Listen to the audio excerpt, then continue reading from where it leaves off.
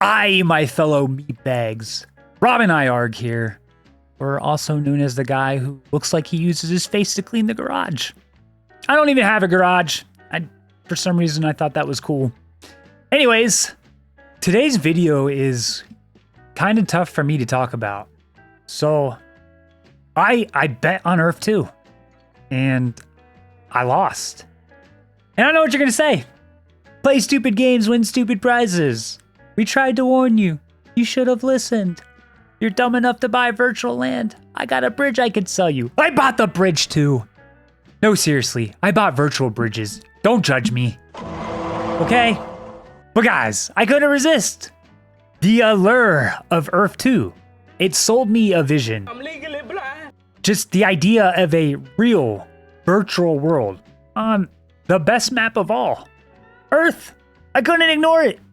As a gamer who grew up on those PlayStation demo packs, I don't know if you ever had those where you could play all these different little mini games that were trying to entice you to buy the actual game. Loved it. Grew up on those. Command and Conquer, Westwood, RIP, and RuneScape, RI. I'm just playing. Don't kill me, Jagex, or whoever your new owner is now. But the amount of hours I spent on those games was sick. I'm not talking months. It was years. Years. But I built real relationships on these games. I made lifelong friends.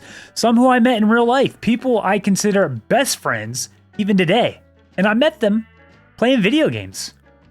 So I was very attached to my very real to me, virtual identity. My virtual houses. And you might think, oh, that's what all the kids were doing. It's not that bad. It didn't stop as a kid, okay? When I was exercising in real life, I was fishing in a video game at the same time. While I was taking exams in college, I was cutting trees. The first time my middle school gangly 6'2", 135-pound frame had an income, working as a financial accountant. Okay, I was a carny. You want to hear it? I was a carny. Bro, I was looking for ways to invest that money back into RuneScape, though. I was wiggling my witch fingers, hoping that Jagex would become a publicly traded company. And, you know, it didn't matter to me at the time that I was a miner trying to buy a non-US stock. I don't even know how to buy a non-US stock today.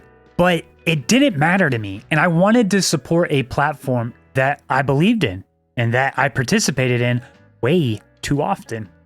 And who knows, maybe we could have prevented them from splitting the community and making so many shitty side games that nobody ever played. I don't know. But I kept going back to RuneScape at various stages of my life, often reconnecting with people from decades ago and learning sometimes that friends were lost.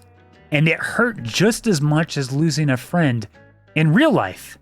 So it wasn't hard for me to imagine a real virtual world. Fast forward to 2020, and I'm an adult. Kind of. With adult money-ish. Looking for my new forever game. And then I find this platform in development claiming their goal is to build the metaverse, which is the likes of Ready Player One and Snow Crash. And I know what you're gonna say. Those were dystopian futures ruled by giant corporations. Shut up! I didn't like that part, and hopefully that doesn't happen.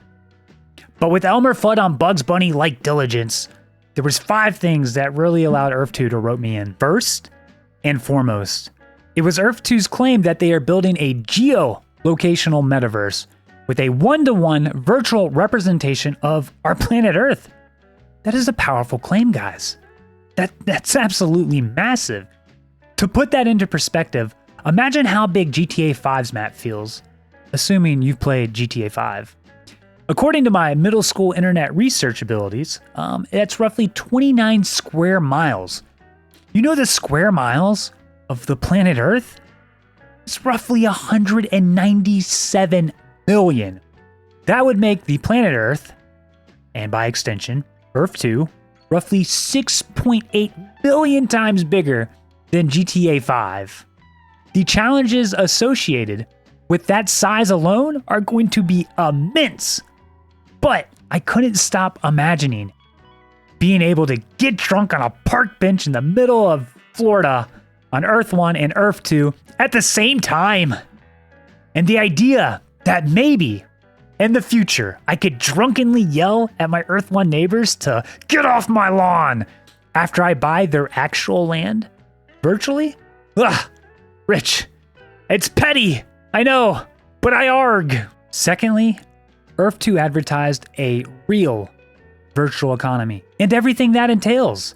Virtual currency, resources, advertisement, all things on the platform, buildings, cars, clothes, or even customizing your skins would require resources. And plot twist, the resources are currently based off Earth-1 locations, so every resource may not be available in every location, which now requires trade and transportation. So if you saw a giant city there, you would know it took work. And I know this sounds very unlikely, but it's what wrote me in. Thirdly, Earth2 is not just another Web3 platform and is not just another game.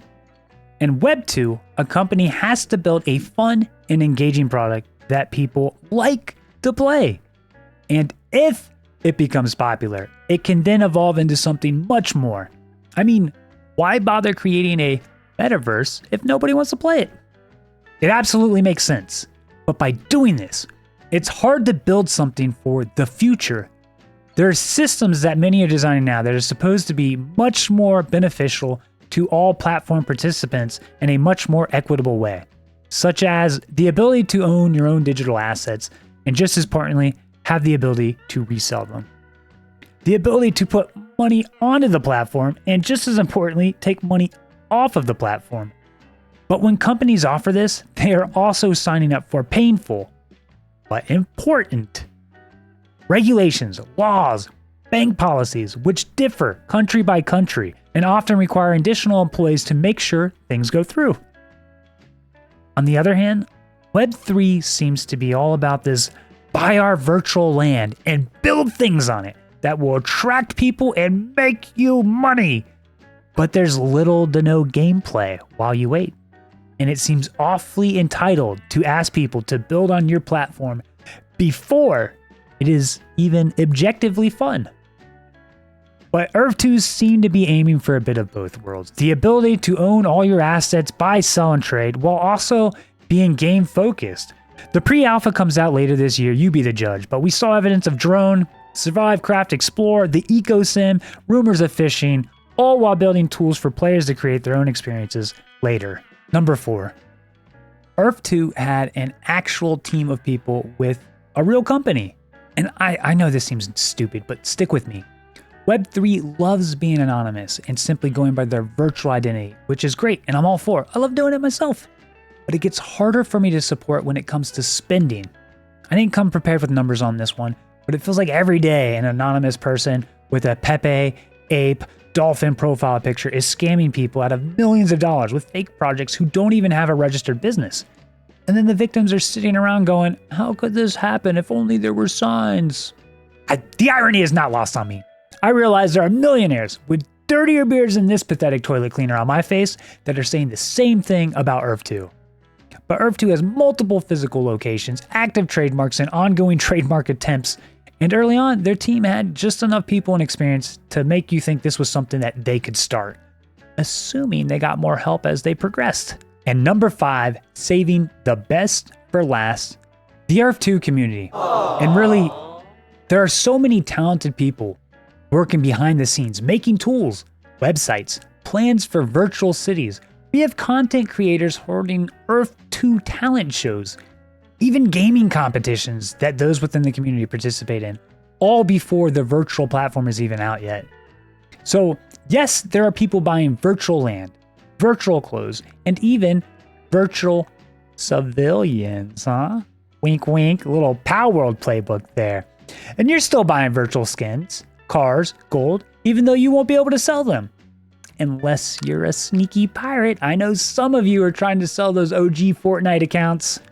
But don't get it twisted. There's plenty of criticism on this platform. There is a lot of hype, FOMO, but they're self-funded. No product out yet, but it hasn't even been 4 years, and there's a pre-alpha coming out this year. And it's not just the game.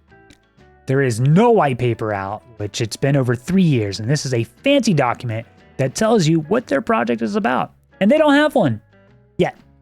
They're supposedly going to have one out Q1 of this year, so any week now.